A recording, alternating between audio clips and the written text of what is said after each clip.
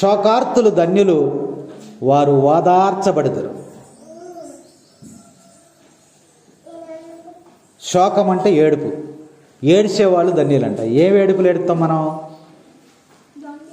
దొంగ ఏడుపులు ఒకటి, ఇంకేం ఏడుపులు? ఎదుటి వాడిని చూసి ఏడుస్తాం, అవునా? వాడు పచ్చగా ఉంటే వాడి జీవితంలో ఏమేస్తారు? నిప్పులు. ఆడు పచ్చగా వాడిని చూసి ఆడవటం, మనం చూసి మనం. యేసు ప్రభు కూడా ఏమన్నాడమ్మా? అమ్మలారా, నా కోసం ఏడవకండి, నీ కోసం, మీ బిడ్డల కోసం ఏడవండి అన్నారు ప్రభు. సిలువ మీద సిలువను మోస్తూ మనము ఎదటోళ్ళ మీద పడి ఎడుతూ ఉంటాం. ఆడు కష్టపడి సంపాదించుకుంటే ఆడి మీద పడి ఎడుతాం, లేదా ఆడు కష్టపడి చదువుకుంటే ఆడి మీద పడి ఎడుతాం. ఎదటవాడు చక్కగా నున్నగా బుర్రగా ఉంటే ఆడి మీద పడి ఎడుతాం, అవునా? శోకార్తులు ధన్యులు, వారు ఓదార్చబడతారంటే ఈ శోకం కాదు, ఈ ఏడుపులు కాదు. ప్రభు చెప్పింది నువ్వు ఏడ్చేటువంటి ఏడుపులు కాదు, దుఃఖము. శోకార్తులు అంటే దుఃఖించేవారు ధన్యులు. దుఃఖించేవారు ధన్యులు అంటే మనం ఎప్పుడు దుఃఖిస్తూనే ఉంటాంగా, మరి మనం ధన్యులమేనా? మనం అందరం ధన్యులమేనా? కాదు. ప్రభువు బోధించే దుఃఖము ఈ దుఃఖము కాదు. అయితే దుఃఖం ఎప్పుడెప్పుడు వస్తుంది మనకి? నీకు ఎప్పుడైనా దుఃఖం వచ్చిందా? వచ్చింది కొన్ని సందర్భాలు. అందరికీ దుఃఖాలు వచ్చినాయి, అన్ని సందర్భాల్లో దుఃఖాలు వచ్చినాయి. ఏ సందర్భంలో దుఃఖాలు వస్తున్నాయి చెప్పండి ఏదన్నా? మనకిష్టమైనటువంటి వారు, బాగా మనకిష్టమైనటువంటి వారు చనిపోయారు అనుకుందాం, దుఃఖం వస్తారా? అదా వస్తుంది, బాగా వస్తుంది. లేదు, మన శరీరానికి ఏదన్నా దెబ్బ తగిలింది అనుకోండి, గాబగా గాయమైంది అనుకోండి, దుఃఖం వస్తుందా? రాదా? ఏడుస్తారా? ఏడవరా? ఏడుస్తారు. ఇంకా ఈ దుఃఖాల గురించి ప్రభువు మాట్లాడుతున్నా. ఈ దుఃఖాలు పరలోకంలో వచ్చిన మనని చేర్చం. శోకార్తులు ధన్యులు, వారు ఓదార్చబడతారంటే ఈ దుఃఖాల గురించి ప్రభువు ఓదార్చాడంట. ఇవన్నీ కూడా బాహ్యమైనటువంటి దుఃఖాలు, కంటికి కనబడేటువంటి దుఃఖాలు. ప్రభువు మాట్లాడింది ఈ దుఃఖం గురించి కాదు, ఆత్మీయమైనటువంటి దుఃఖం గురించి ప్రభువు మాట్లాడుతున్నాడు. ఏంటది? ఆత్మీయమైనటువంటి దుఃఖం గురించి ప్రభువు మాట్లాడుతున్నాడు. 2 కొరింథీయులకు రాసిన లేఖ 7వ అధ్యాయము 10వ వచనం. 2 కొరింథీయులకు రాసిన లేఖ 7వ అధ్యాయం 10వ వచనం. దైవ చిత్తానుసారము మీరు పొందినటువంటి దుఃఖము హృదయ పరివర్తనమును కలిగించును. అంటే ప్రభు చిత్తానుసారము నువ్వు దుఃఖించినటువంటి దుఃఖము నీలో ఏం చేస్తుందంటే హృదయ పరివర్తన కలిగించేటువంటి దుఃఖము, రూపాంతరము చెందేటువంటి దుఃఖము, మారు మనసు కలిగేటువంటి దుఃఖము గురించి ప్రభువు మాట్లాడుతున్నాడు. అంటే నువ్వు దుఃఖిస్తున్నావు కదా, ఏడుస్తున్నావు కదా, ఆ ఏడుపు ఏదై ఉండాలంటే మారు మనసు కలిగేదిగా ఉండాలి. అంటే నా పాపపు స్థితిని గురించి నేను దుఃఖించాలి, నేను ఎందుకు ఎలా జీవిస్తూ ఉన్నాను అని నువ్వు దుఃఖించాలి, నేను ఎందుకు దేవాలయానికి వెళ్ళలేకపోతున్నాను అని దుఃఖించాలి, నేను ఎందుకు ఈ వ్యసనాలకు లోనైపోయానని నువ్వు దుఃఖించాలి, నేను ఎందుకు ఈ పాపపు స్థితిలోనికి వెళ్ళిపోయానని దుఃఖించాలి, ఎందుకు నాకు ఈ పాపం వలన ఈ అనారోగ్యం వచ్చేసింది, నేను ఎందుకు ఈ స్థితిలోనికి దిగజారిపోయానని నువ్వు దుఃఖించాలి. ఆత్మీయమైనటువంటి దుఃఖం గురించి ప్రభువు మాట్లాడుతున్నాడు. నీ దుఃఖము, నీ శోకము ఏముండాలంటే నీకు మారు మనసు కలిగించేదిగా ఉండాలి.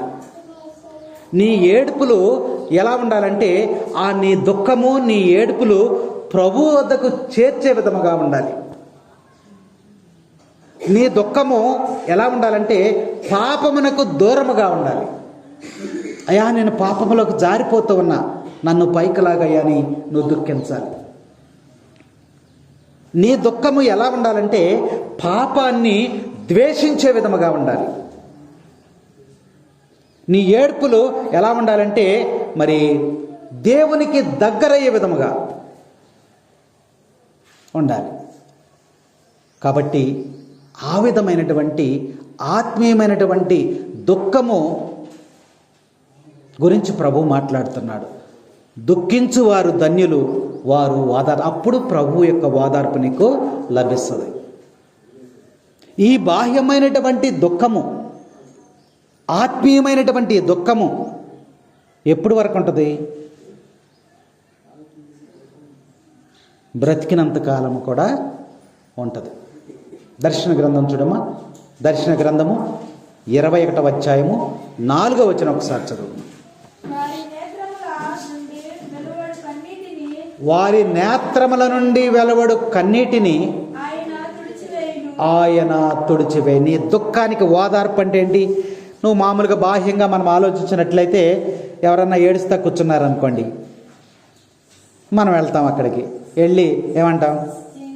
ఏంటమ్మా ఏడుస్తున్నావేంటి, ఏం కష్టం వచ్చింది, ఏడవ్వాకు అని అక్కడ చీపుతో అక్కడ నీళ్ళయ్యి తుడుస్తాం. అదేగా ఓదార్పు అంటే. ఇది బాహ్యమైనటువంటి ఓదార్పు.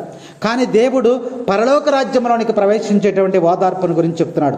నువ్వు దుఃఖిస్తూ ఉన్నప్పుడు, నేను దేవుని చేరుకోలేకపోతున్నానేంటి, నేను ఆరాధనకి వెళ్ళలేకపోతున్నానేంటి, ఇవాళ విశ్రాంతి దినము నేను ఆ దేవాలయంలోనికి వెళ్ళి దేవుని మాటలు వినలేకపోతున్నానేంటి, ఎన్ని వారాలు గడిచిపోతున్నాయి, ఎన్ని నెలలు గడిచిపోతున్నాయి, ఎన్ని సంవత్సరాలు గడిచిపోతున్నాయి నా జీవితంలో, నేను ఎందుకు వెళ్ళలేకపోతున్నాను? దుఃఖిస్తున్నావా? బాధపడుతున్నావా? ఆ దుఃఖం గురించి ప్రభువు మాట్లాడుతూ ఉన్నాడు. ప్రభువును దూరం చేసేటువంటి ఆ స్థితిని నువ్వు గమనిస్తూ ఉన్నావా? నువ్వు ప్రభువుకు దూరంగా జీవిస్తున్నావన్న స్థితి నువ్వు గమనిస్తున్నావా? అందుకనే ప్రభువు ఆ దుఃఖం గురించి మాట్లాడుతూ నీ కన్నీటిని చదవమా. ఆయన నీ కన్నీటిని తుడిచివేసి నీకు ఓదార్పు కలగజేస్తాడు. తర్వాత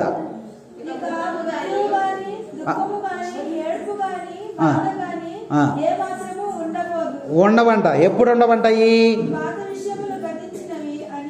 దేవుని రాజ్యమును చనిపోయిన తర్వాత నీ ఆత్మ అక్కడికి వెళ్ళిపోయింది, పరలోక రాజ్యంలోకి వెళ్ళిపోయిన తర్వాత ఇంకేముండవంట? ఏడుపులు కానీ, చదవమ్మా, దుఃఖము కానీ, మృత్యువు కానీ, బాధలు కానీ, ఇంకేమి ఉండవు. ఇక దుఃఖం నీకు ఉండదు. ఇక పరలోక రాజ్యంలోనికి నువ్వు ప్రవేశించిన తర్వాత నిత్యానందము, నిత్య సంతోషమే. ఇక భూలోకములో నువ్వు పెట్టినటువంటి కన్నీరు ఇక అక్కడ ఉండదంట. ఇంకా అక్కడ ఎక్కడ కూడా ఉండదని వాక్యం మనకి చెప్తా ఉంది. శోకార్తులు ధన్యులు, వారు ఓదార్చబడుదురు. కాబట్టి నువ్వు ఈ లోకములో దుఃఖించినప్పుడు అది ప్రభు సన్నిధికి చేరి ప్రభువు నీకు ఓదార్పుని కలగజేస్తానంటున్నాడు. కాబట్టి ప్రభువు చెప్పిన విధముగా నీలో ఆత్మీయమైనటువంటి దుఃఖం ఉన్నదా, బాహ్యమైనటువంటి దుఃఖం ఉన్నదా? అసలు ఈ లోకంలోనికి దుఃఖం ఎలా ప్రవేశించింది?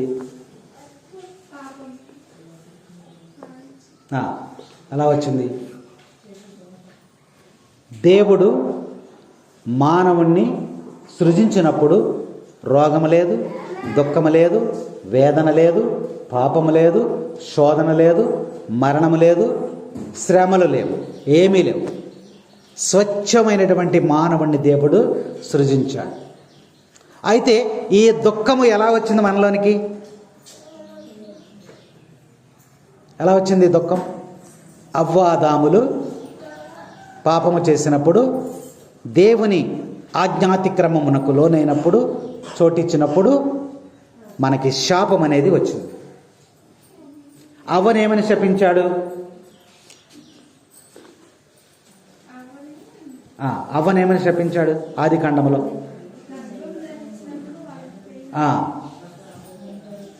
నీవు ప్రసవ వేదన పొంది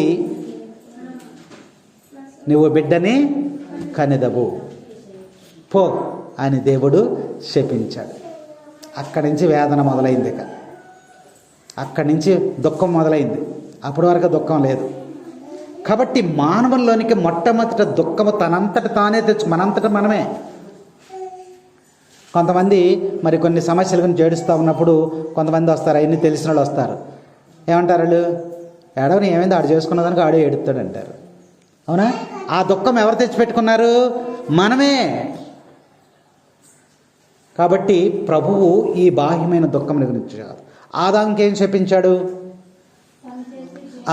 నువ్వు శరీర కష్టము చేసి చెమట వచ్చి నేలను దున్ని పంట పండించి నీ కుటుంబాన్ని నువ్వు పోషించుకుంటావు. అప్పటి నుంచి మొదలెట్టారు మన పొలంలో పొలాలు చేయటం, మామిడి తోటలు వేయటం, ఇవన్నీ అప్పటి నుంచి మొదలెట్టారు. అప్పటి వరకు ఏం లేదు, హాయిగా చక్కగా వెళ్ళి తోటల్లో చక్కగా. ఈ అవ్వ ఆదాము చేసినటువంటి తిప్పల వలన మనకి ఈ శ్రమలన్నీ కూడా, బాధలన్నీ కూడా ఆనాటి నుంచి ఈనాటి వరకు వచ్చినాయి.